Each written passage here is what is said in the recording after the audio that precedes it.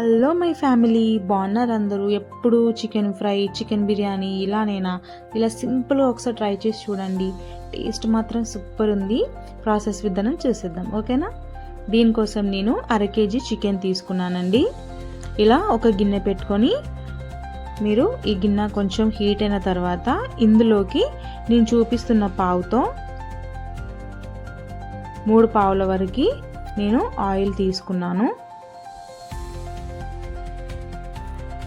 ఇలా ఆయిల్ తీసుకొని ఆయిల్ మొత్తం కూడా హీట్ అయిన తర్వాత ఇందులోకి 1/2 స్పూన్ వరకు కుడక పొడి తీసుకున్నాను. అలాగే హోల్ గరం మసాలా స్పైసెస్ని కూడా వేసేసుకోండి. ఆయిల్లో వేసేసి తర్వాత 2 ఆనియన్స్ని 4-5 పచ్చిమిరపకాయలను కూడా ఈ విధంగా కట్ చేసుకొని ఆయిల్లోకి వేసుకోండి. వేసుకొని మొత్తం కూడా ఒకసారి కలిపేసి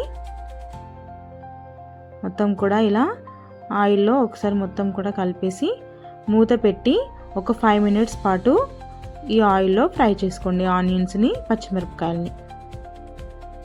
ఓకేనా? ఒకసారి చూద్దాము. చూసారా, ఆనియన్స్ అనేటివి చక్కగా ఆయిల్లో ఫ్రై అయిపోయినవి. ఈ విధంగా ఉంటే సరిపోతుంది. ఇలా ఉన్నప్పుడు మనము చికెన్ని ఒక 2-3 times చక్కగా వాష్ చేసుకోండి. కొంచెం లెమన్ వేసి వాష్ చేయడం వల్ల నీసు వాసన రాకుండా ఉంటుంది. సో మొత్తం కూడా వాష్ చేసుకొని పక్కన పెట్టుకునే చికెన్ని ఆనియన్స్ ఈ విధంగా ఉన్నప్పుడు మనము ఇందులోకి చికెన్ వేసుకుందాం. ఇలా చికెన్ మొత్తం కూడా వేసేసి బాగా మొత్తం ఆయిల్లో కలిపేసేయండి. ఇలా మొత్తం కూడా కలుపుకొని ఇందులోకి నేను 1/2 స్పూన్ వరకు సాల్ట్ వేస్తున్నాను. సాల్ట్ వేయడం వల్ల ముక్కలు అనేటివి టేస్ట్ బాగుంటుంది. సో ఈ విధంగా సాల్ట్ కూడా యాడ్ చేసుకొని మొత్తం కూడా ముక్కలకి పట్టించండి, మొత్తం కలిపేసి. అదేవిధంగా ఇందులోకి కొంచెము కొత్తిమీర కూడా నేను వేసుకుంటున్నాను. ఇలా కొత్తిమీర కూడా వేసుకోవడం వల్ల ఏమవుతుందంటే టేస్ట్ బాగుంటుంది. మనకి కావాల్సింది టేస్టే కదా, టేస్ట్ అనేది బాగుంటుంది. ఇలా మొత్తం వేసేసి మూత పెట్టి మనము ఈ చికెన్లో నుంచి వాటర్ అనేది సపరేట్ అవ్వాలి, ఆయిల్ అనేది సపరేట్ అవ్వాలి. అంతవరకు మనము ఉడికించుకోవాలి. ఓకేనా? ఒక 5 minutes తర్వాత చూద్దాము. ఇలా ఉన్నప్పుడు మనము ఒక 4-5 వెల్లుల్లి రెమ్మలు తీసుకొని కొంచెము చిన్న చిన్నగా కట్ చేసుకొని ఇందులోకి వేసుకోండి. వెల్లుల్లి వేసుకోవడం వల్ల టేస్ట్ అనేది బాగుంటుందండి. ఒకసారి ట్రై చేయండి మీరు కూడా. ఇలా వేసేసి మూత పెట్టి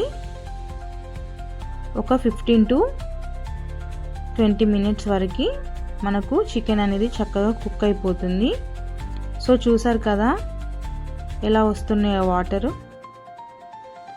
ఇలా వాటర్ మొత్తం కూడా చికెన్లో నుంచి బయటకు వస్తుంది. సో ఇది ఇంకా ఆయిల్ అనేది సపరేట్ కాలేదు కాబట్టి మనము మళ్ళీ మూత పెట్టేసి ఉడికించుకున్నాం. ఓకేనా? చూసారా, వాటర్ అంతా కూడా చికెన్లో నుంచి పోయింది. ఇప్పుడు ఆయిల్ అనేది చికెన్లో నుంచి బయటకు వచ్చేసింది. ఈ విధంగా ఉన్నప్పుడు మనకు చికెన్ అనేది చక్కగా కుక్ అయిపోయినట్టు అర్థం. సో నేను ఇప్పుడు ఒక చిన్న బౌల్ తీసుకున్నాను. బౌల్ తీసుకొని ఇందులోకి 1 స్పూన్ వరకు అల్లం పేస్ట్ని వేసేసి ఇందులోకి మీరు కొంచెం వాటర్ యాడ్ చేసుకోండి. వాటర్ యాడ్ చేసి మొత్తం కూడా మిక్స్ చేసి ఇది మనము కర్రీలోకి వేసుకుంటే ఏమవుతుందంటే గ్రేవీ లాగా ఫామ్ అవుతుంది. డైరెక్ట్ అల్లం పేస్ట్ వేయకుండా కొంచెం వాటర్లో వేసి వేయడం వల్ల కొంచెం గ్రేవీ లాగా ఫామ్ అవుతుంది చికెన్ కర్రీ. సో ఈ విధంగా స్పూన్తో కలిపేసి మనము మొత్తం కూడా ఈ అల్లం పేస్ట్ని చికెన్లోకి వేసుకోండి. ఇలా చికెన్లోకి వేసుకొని 1 స్పూన్ వరకు పసుపు కూడా యాడ్ చేసుకొని ఇలా పసుపు కూడా వేసుకొని మొత్తం కలిపేసేయండి.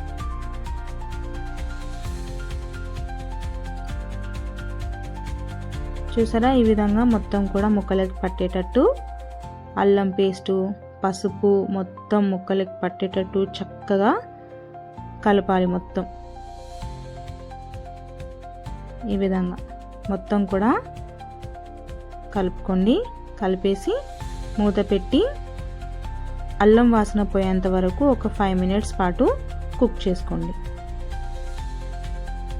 సో చూసారు కదా, ఇలా మొత్తం కుక్ అయిన తర్వాత 1/2 స్పూన్ వరకు నేను సాల్ట్ తీసుకున్నాను.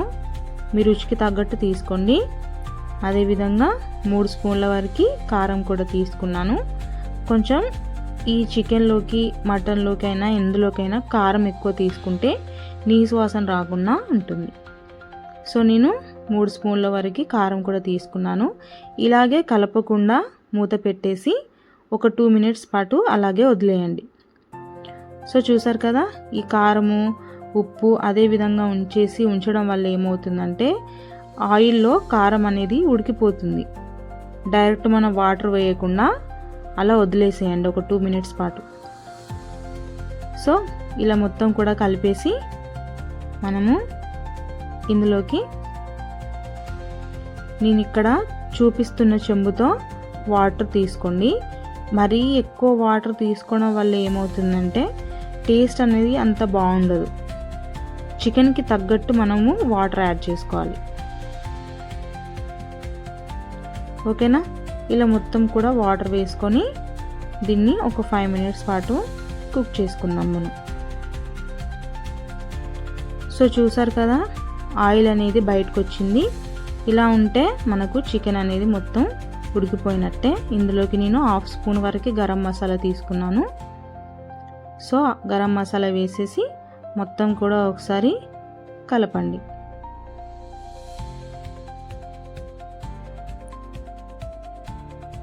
చూసారా ముక్కలు ఎంత చక్కగా ఉడికిపోయినాయో. ఇలా మొత్తం కూడా ఫ్రై చేసుకోవచ్చు మనం చక్కగా. ఇలా వేసేసి లాస్ట్కి కొంచెం కొత్తిమీర కూడా వేసుకొని స్టవ్ ఆఫ్ చేసుకోవడమే. ఓకేనా, ఎంత సింపుల్గా ఉంది కదా ప్రాసెస్. సో కొంచెం రైస్ తీసుకోండి. రైస్ తీసుకొని అందులోకి మనం ఇందాక చేసుకున్న చికెన్ని వేసుకొని అలా కలుపుకొని తింటే టేస్ట్ మాత్రం సూపర్ ఉందండి. మీరు కూడా ఒకసారి ట్రై చేసి మీరు ఎలా వచ్చిందో నాకు కామెంట్ చేయండి. ఓకేనా, చాలామంది చూస్తున్నారు కానీ ఎవరు సబ్స్క్రైబ్ చేయట్లేదు. సబ్స్క్రైబ్ చేసుకోండి రోజుకొక్కరైనా. ఓకేనా, బాయ్, టేక్ కేర్. నెక్స్ట్ వీడియోతో మళ్ళీ కలుస్తా.